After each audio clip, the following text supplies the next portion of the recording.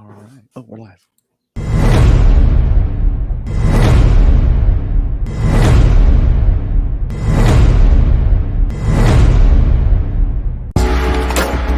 Welcome to Invest in Yourself, the Digital Entrepreneur Podcast. Join the podcast mogul Phil Better as he interviews successful entrepreneurs that make their living in the digital world. Now, let's join your host, Phil Better, and his special guest today on Invest in Yourself, the Digital Entrepreneur Podcast.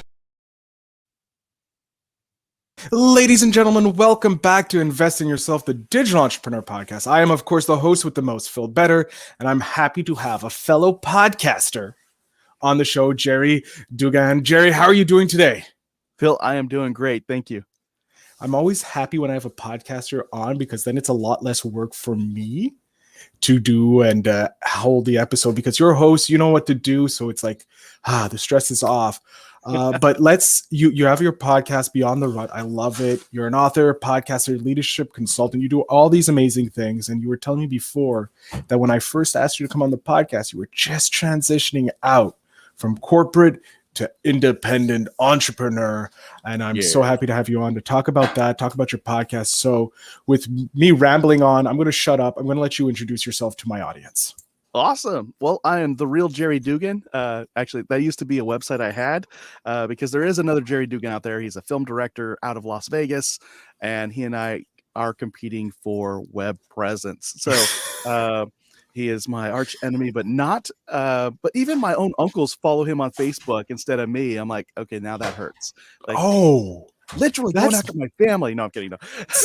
He's not. He's really destroying families left, right, and center. There's a Jerry. We're going to crush him. So he's Jerry Dugan, the filmmaker. I'm the other Jerry Dugan, the podcaster.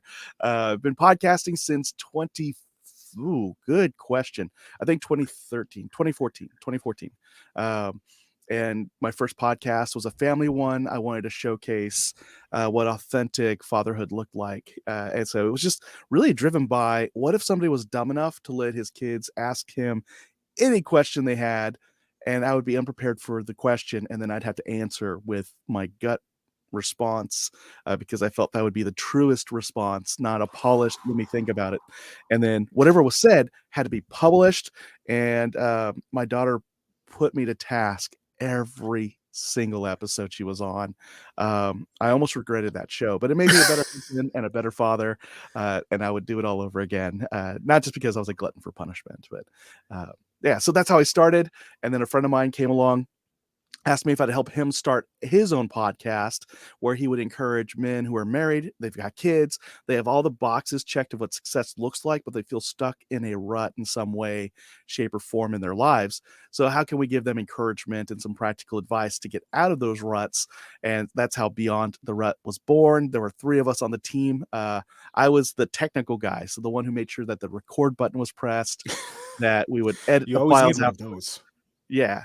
It was a very important thing. I've only not hit record once in 9 years, and I still have nightmares about it because it was a good friend of mine who was the guest, and having to ask him to come back on, and he's a podcast host, so he also knows better, like I did, and so he was very, very forgiving. It was me who beat myself up and still do to this day. So anyway, we started off with 3 guys on Beyond the Rut. We had one guy who was a great copywriter, very good at writing content, just unsure of himself when it came to that writing. He was the first to leave the team within 16 episodes. And then Brandon, he was the main host of the show. He retired about 5 years into it, feeling like, he basically pod faded without me. And I didn't feel ready to quit. So I just asked him if I could take over the show. He handed me everything. And the great thing was this was like January, February of 2021. So he'd already paid for everything in advance, and he would refuse to take any money from me. So my first year running this operation as a solo artist, solo creator, I didn't have to pay for anything because he had already paid for it all, and he just gifted it all to me and said, carry the torch on, make me proud. And here I am in the 8th year of Beyond the Rut, sharing encouraging stories and practical advice that'll help men take a look at their faith, their family, their fitness, their finances, and what they're doing for their future growth and success.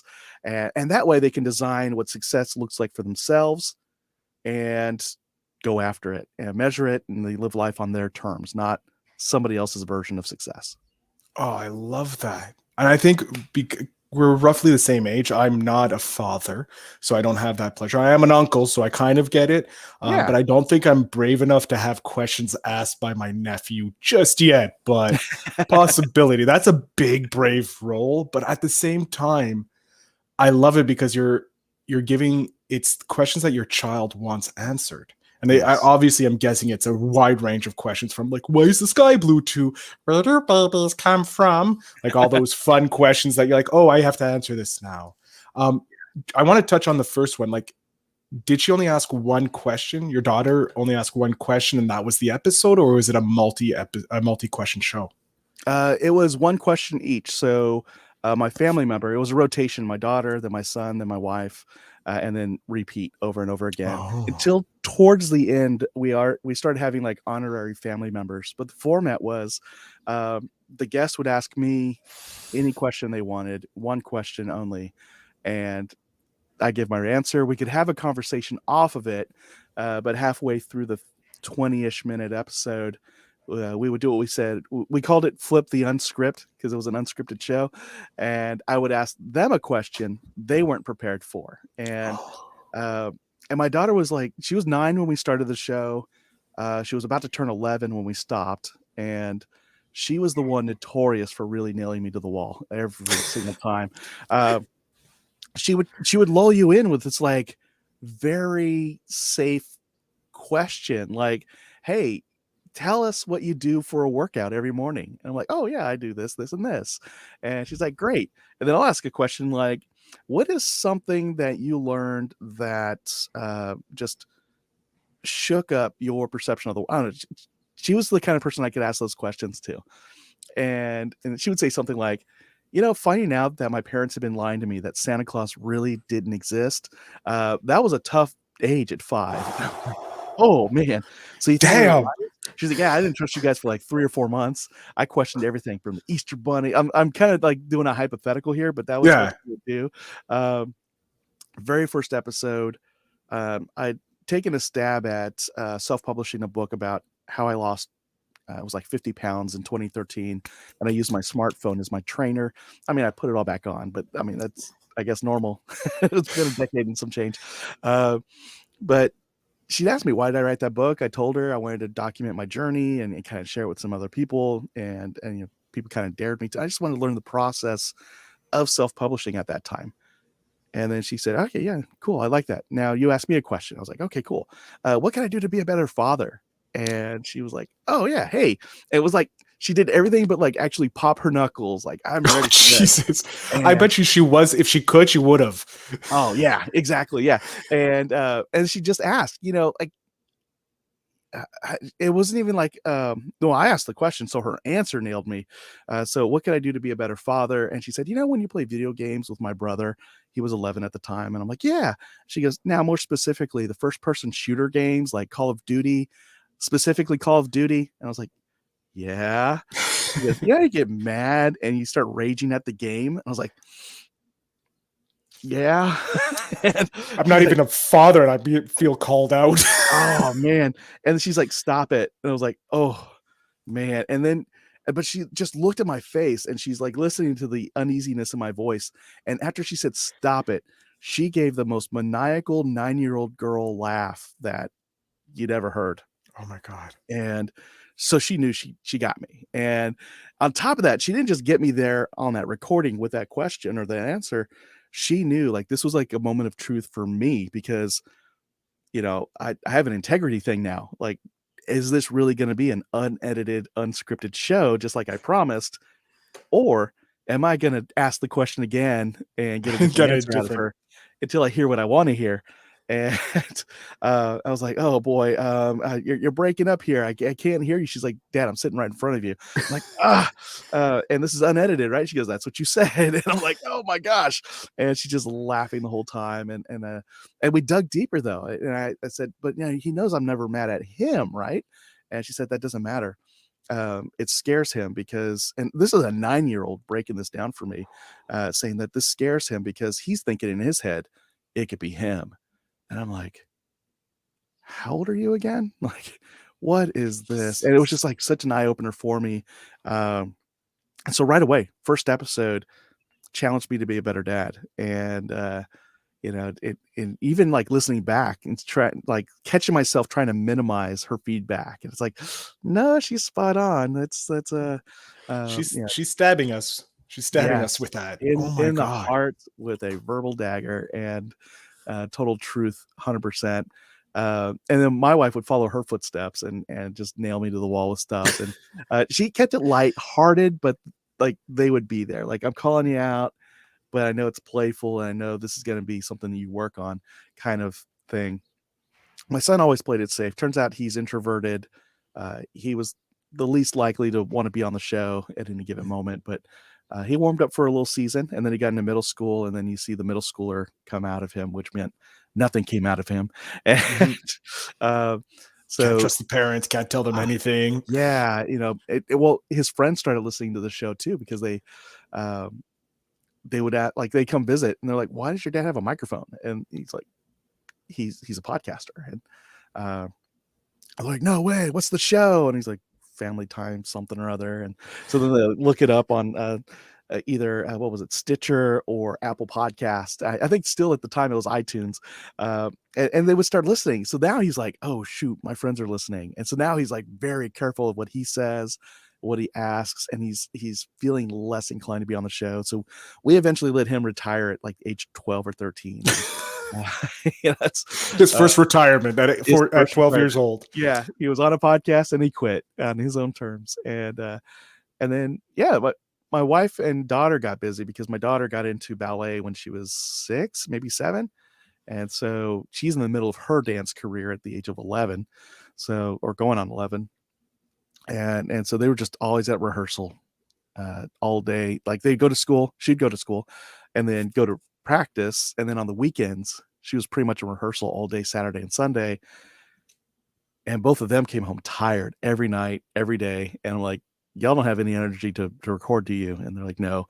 So I got introduced to batch recording. So when we had that one day when they were rested and at home, we would just do back to back, 5 or 6 episodes, and just line them up for the next month and a half. But really by episode 86, we were done. And we're like, all right, well, let's hang it up. Everybody's lives have changed except Jerry's. He's still going to his work and he's still podcasting. But then that's when Beyond the Rut came in, and we just thought about it, and we're like, you know what?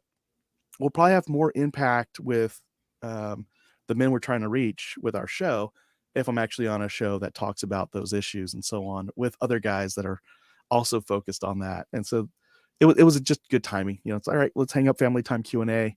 Let's focus on Beyond the Rut. And yeah, 7.5 years later, still doing Beyond the Rut. And my wife and I will on occasion pull up an old episode of Family Time Q&A just to hear our kids when their voices were so little. Like they See, sounded like babies. I love that because like I know growing up, like we're roughly, I'm guessing we're in the same age range, probably within the same decade of each other. And I remember growing up that I used to tell stories in elementary school. One of my classes was tell stories, and they would record it. Oh, And yeah, so we would tell these stories, and you would have your tape. Everybody would have their own tape. And for people who don't know and listening, if you don't know what a cassette recording cassette is, this is old school. This is back in the 1900s, because that's what they call us when you're born in 1985. You're in the 1900s. You're right. one of the dinosaurs. But yeah, you didn't have a microphone like this or webcam or anything fancy. It was just straight up, you record onto a tape deck. And my parents loved it. They loved it. And I love how you've taken something like, you probably didn't even know about it, but you have this content of nearly 2 years of your children's voice at the youngest that you can play at their weddings if you want to really embarrass them. Not embarrass them, encourage them. Say, look at how you've grown and how you've already, like your daughter. I'm sorry. I actually feel sorry for any person that dates your daughter because of her like intellectual at 9 asking those questions like, so why do you get mad at video games? And it's like, oh, there's a stab I didn't know about. We've actually seen her as a teenager put those boundaries down with her partners. And I remember one guy, very nice guy, but he just had this moment where he had like all his confidence just left his body and soul, and he had a moment where he was just insecure, and he thought that my daughter was going to leave him for somebody more handsome, and we may as well just break up now. And she just looked at him and nodded, and then she said, um, "You know, I love you, but I need you to go home now, and I need you to figure your stuff out."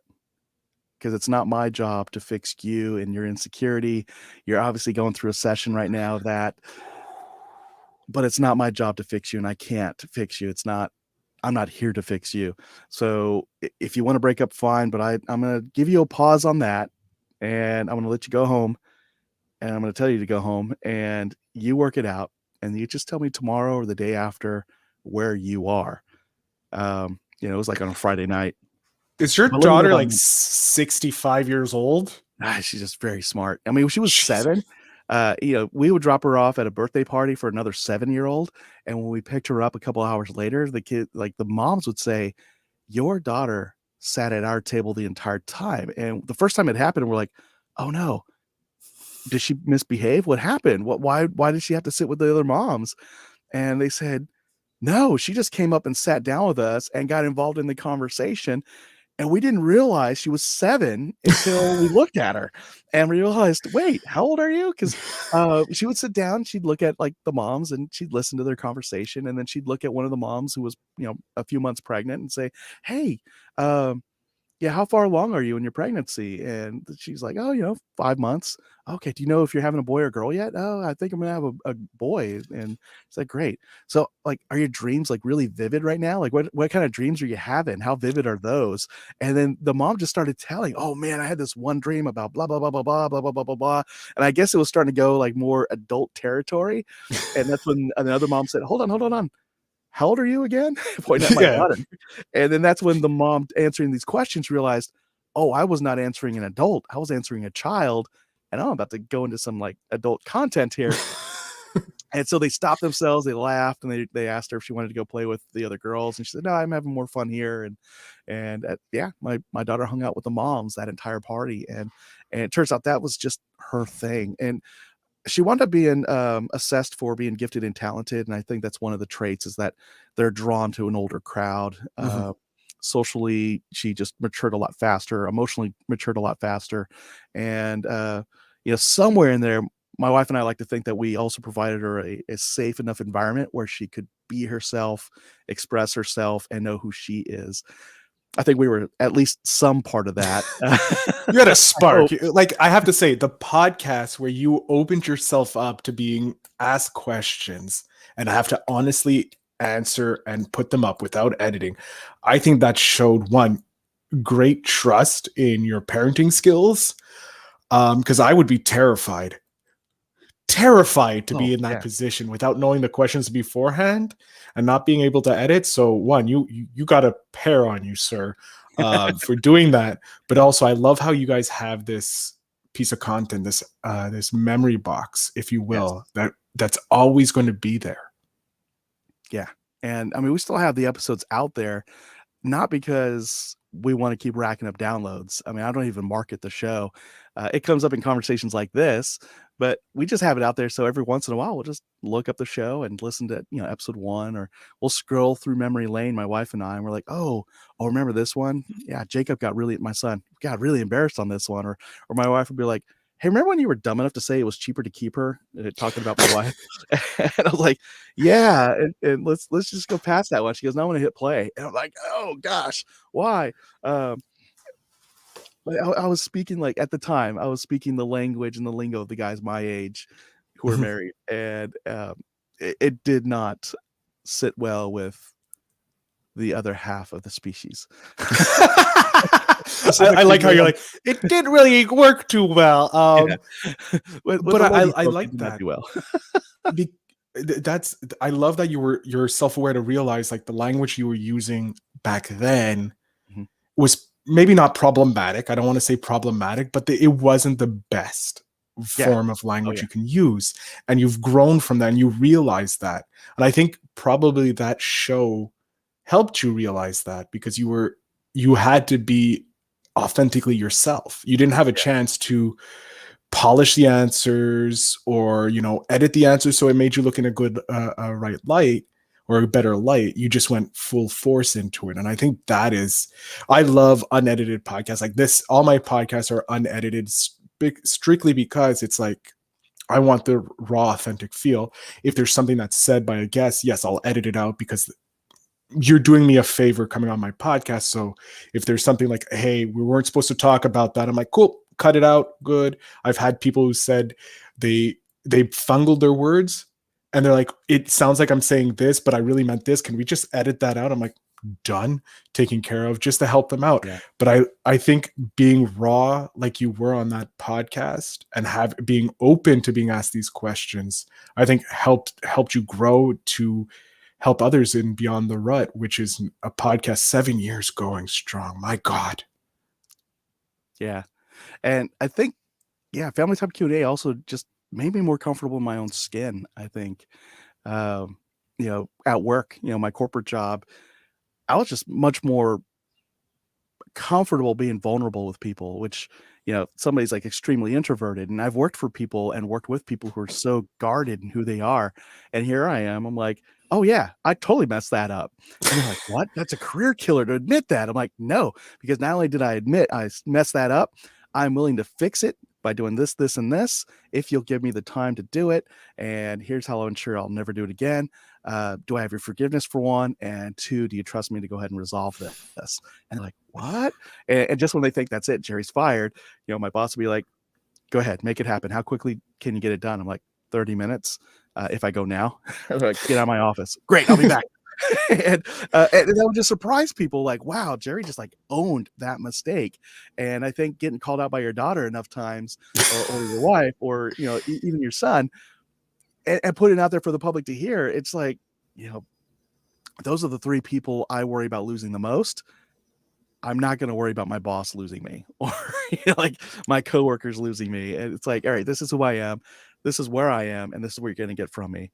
Are we still on the same page or not? Okay, I can make the adjustments needed, or I'm not willing to make that adjustment. Can we do this adjustment? It made me a better negotiator at work. And even just, again, back in my own family, like knowing where I've hurt them, knowing where I've made them feel better about themselves.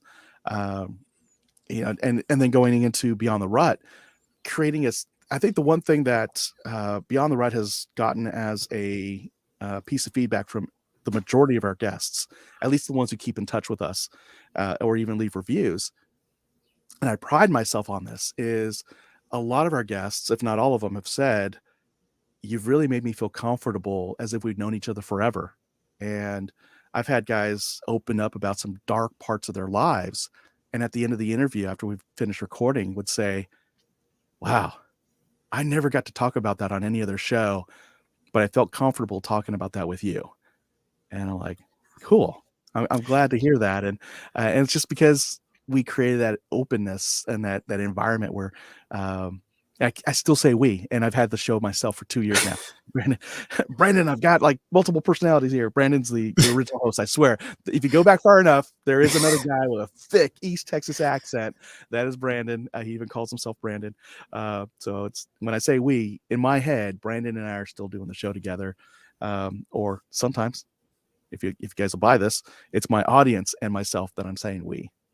Oh, I fully believe, like, okay, good. The audience, as a fellow podcaster, the audience, I represent my audience. I'm not Phil. I am my audience. I'm asking you the questions that my audience wants to hear answers to, because that's my job. My job as a podcast host is to represent my audience and get the answers for either entrepreneurs or podcasters on how to build their podcast or build their business using podcasting. And I want to talk to you about leveraging Beyond the Rut to launch your business, because you recently just left your corporate job. Oh yeah. So I went to a thing called Podcast Movement August. Well, I've been to more than one, but the most recent one in 2022, the big event, was in August 2022 in Dallas. And I was just, fact finding and getting mentored by guys like Lou Mangello on the spot. So if you want to get mentored by like the big dogs in podcasting, you got to go to a conference, go to the mixers, strike up a conversation with your podcasting heroes if they're there.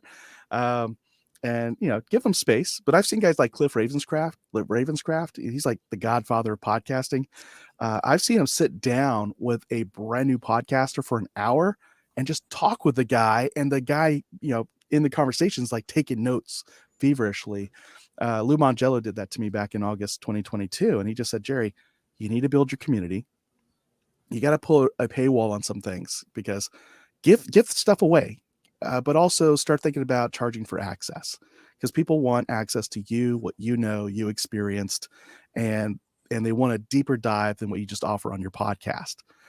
So create a paywall, and that's your homework. Don't, Lou, I haven't done the homework yet, but Patreon. Yeah, that's what he told me to do. You were there? No, it's the one thing I use. So I love helping podcasters. It's my thing. I podcast hack. So I listen to podcasts, or I try and get on podcasts, see how they do their confirmation emails or whatever it is, how you get onto their podcast, how they do their podcast, everything.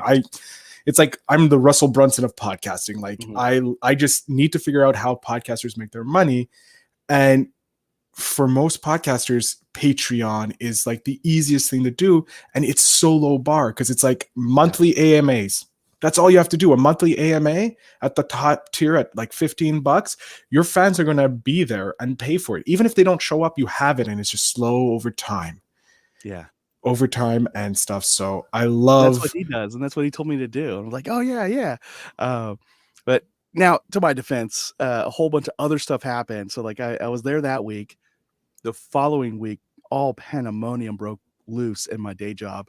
And it was that aha moment that I was in a toxic work environment, that the very thing I'm helping people assess in their own lives, are you stuck in a rut? Well, where do you want to be? What would it take to get there, and go take action to get there? Like, I have a show that's been going on for 7+ years, helping people with this. In fact, that was its seventh birthday when that happened.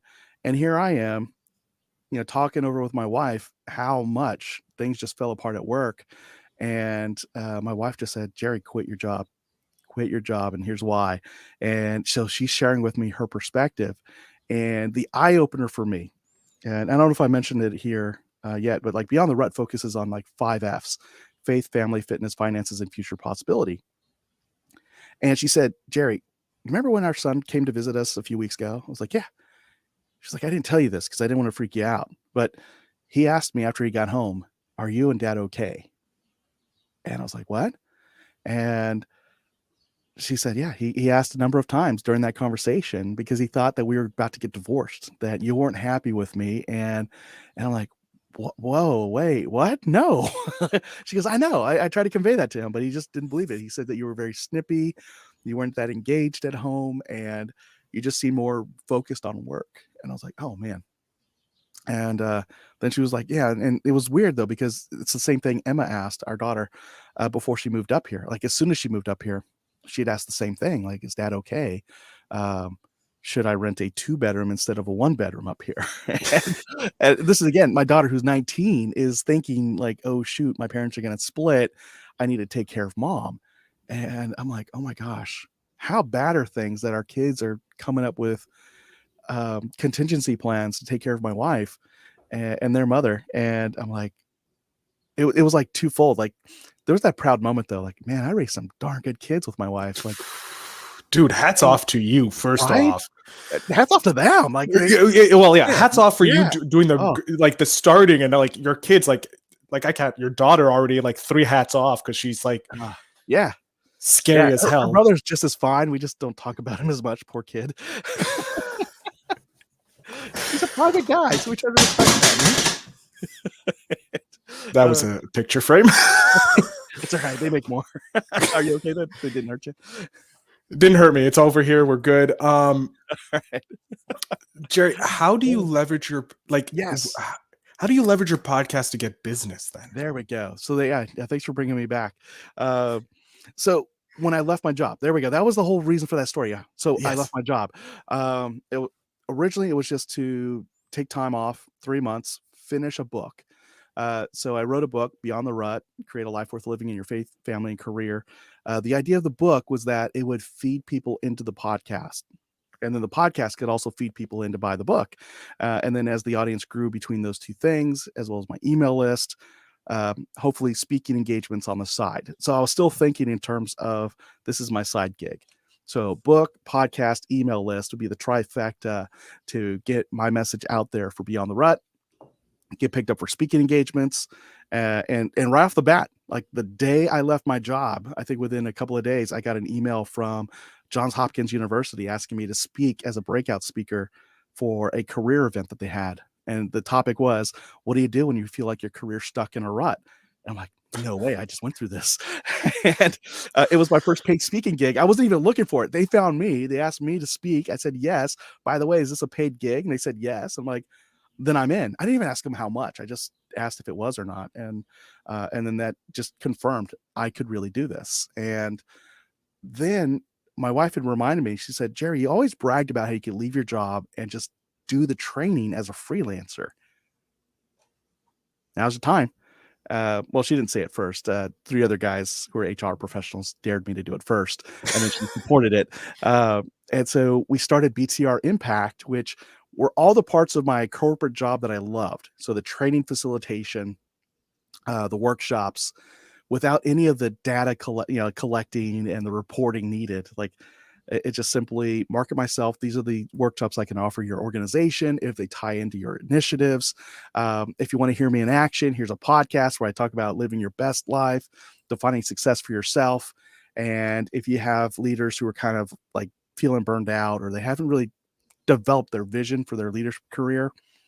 So tying in the podcast with leadership coaching, leadership consulting, and leadership training and development has been the tie-in there. And then the BTR Impact part is really the business side, book sales, speaking engagements, and then also the leadership development stuff.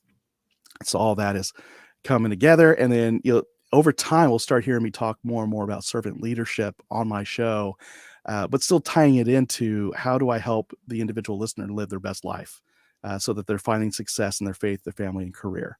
And so all that coming together. So you're living your best life personally, you're coming to work with your best self, your work isn't taking a toll on your family. You got all those boundaries in place to have that good life. So that's how all that's coming together. I love that. I can't wait to have you back when you're like a multi-billionaire coming on the show being that'd be nice.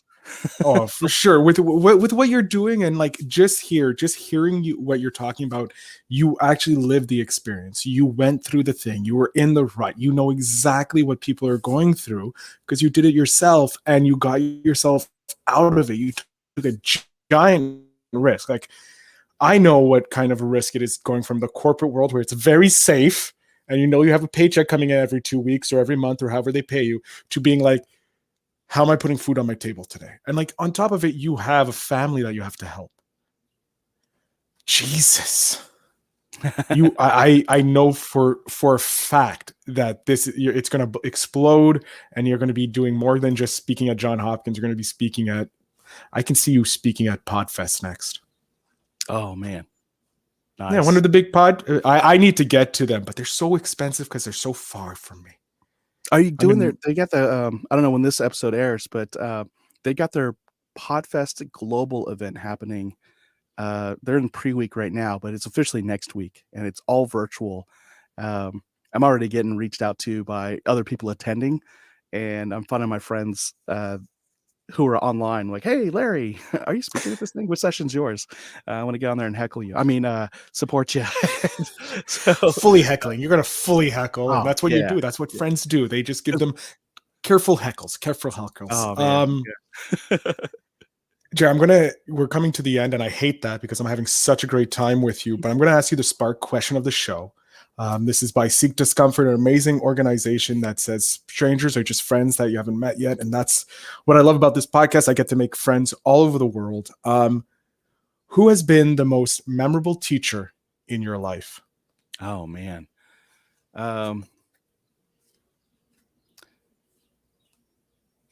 So many teachers in my life, but I think the one I'll come back to for both good and bad has been my own father. And the bad stuff isn't that bad. It's just learning from his mistakes in his own relationships. But my dad, 100%,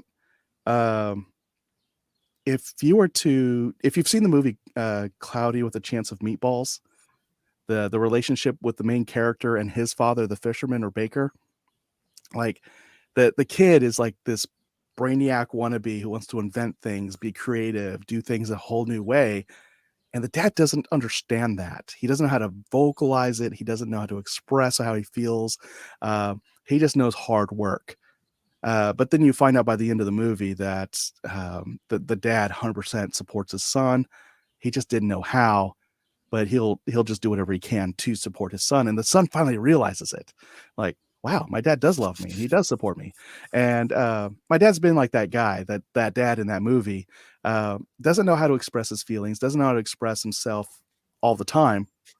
But I've always seen my dad be willing to give the last $20 in his pocket to me so I could play football, or have a sit down with me and talk about respect for girls. When everybody else around me is talking about, you gotta just get laid. You're a guy, go get laid. And my dad's like, I'm all about you bringing your what do you call it? Like your status up. Yeah, no, like bringing up your status, getting people to respect you. Just never do it at the expense of someone else. And what those guys are asking you to do is to take out somebody's reputation to beef up your own. Don't do that. Be a better man. You could do it. And just him saying that to me made me understand him on so many levels, how he's willing to sacrifice, taking the lead on something because he knows if he does, it's gonna throw somebody under the bus. And so leadership lessons from him, things on how to treat others, to sacrificially give to others, to be generous towards others. All those are things I learned from my dad. And then as far as mistakes go, again, not being able to express himself and share his love with like his own wife, which led to their divorce. Us kids not knowing whether or not he really did care or not, unless you really paid attention to the actions. It's like, I want my kids to know that I love them, not just see it, but hear it. And I want other dads to be able to do that. And so like learning from his mistakes as well, like, he'll pent up mistakes and just kind of wallow in that misery. And it's just much faster to rip the Band-Aid off, acknowledge that pain is there, heal and move forward. And so, yeah, my dad's been a great teacher, both intentionally and unintentionally. I was not expecting to get emotional here because you got me over here thinking about my father. I'm like, Jesus, that hits it. And yeah, that tracks. So thank you for getting me emotional, having a little emotional breakdown after the episode. Obviously, I'm going to let the waterworks go because I was not expecting a therapy session. So Jerry, thanks for that. Yeah, that's called my dad after we hang up here. I'm going to jump off screen here. I want you to let my audience know where they can connect with you, how they can support you, how they can hire you if they need some help getting out of the rut. So, sir, the floor is yours. Awesome. All right. The best way you can stay in touch with me, and the best place to go, especially if you want a free audiobook, is to go to beyondtherut.com/audiobook. And there you can get a free downloadable MP3 of my audiobook, Beyond the Rut, Create a Life Worth Living in Your Faith, Family, and Career. So that's the audiobook of the book I've published. It's also available on Amazon as a paperback and an ebook. But if you don't want to spend the money, you want to listen to it while you drive to work, it's available for free. If you want to buy the book too, that's okay. Just go to Amazon, search that, and then there'll be a page in there that shows you where you can get this audiobook for free. So that's my gift to all of you for listening to me. And if you want more, that's a great place to go. beyondtherut.com/audiobook. Thank you, guys. Jerry, thank you so much for being here. Of course, my audience knows. Show notes will have all the links. Make sure you get that book because I'm in the process of downloading it right now. Shh, don't tell them. But Jerry, thank you so much for being on the show and sharing your journey in podcasting with us. Oh, man, Phil, it was my pleasure. Thank you. And remember, audience, always invest in yourself.